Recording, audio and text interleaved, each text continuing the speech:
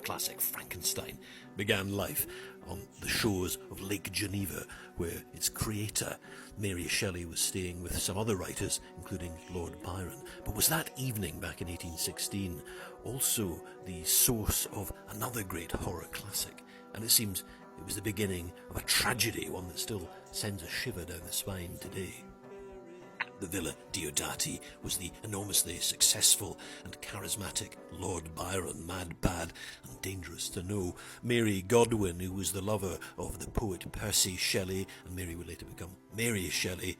And also there was John Polidori. He had come along as Byron's personal physician. Polidori was quite brilliant. He'd gone to Edinburgh University, wrote a thesis on sleepwalking, and he had trained to be a doctor by the age of 19. Now, Byron was wildly popular, and he was an enormously controversial figure. He brought Polidori along, and he was paid to keep a diary.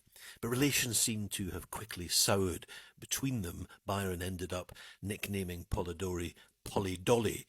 The others would sit around reading aloud from their writings, and Polidori would join in. And of course, Byron didn't think his writing was really up to scratch and mocked him behind his back. Mary Shelley set to work on Frankenstein, the modern Prometheus. Perhaps she was influenced by some of Polidori's scientific talk. She said that Polidori himself was working on a fairly poor story about a skull-faced woman, although there's not much evidence that that's the case. In fact, Polidori was working on something quite different.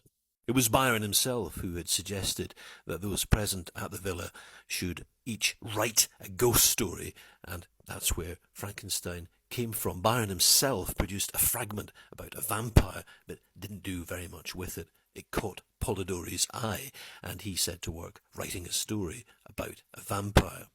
There was a lot of laudanum consumption going on. Shelley at one point hallucinated that Mary's nipples were eyes and ran from the room in terror. Polidori may have forgotten about his story, but it found its way to a friend who lived nearby, and a few years later it appeared in a magazine. But Polidori was horrified to discover that his name was not on it, it was Byron's. By this time, Polidori was flirting with a career in the law, and he threatened an injunction against the publisher. He insisted that the groundwork may have been Byron's, but the development of the story was his.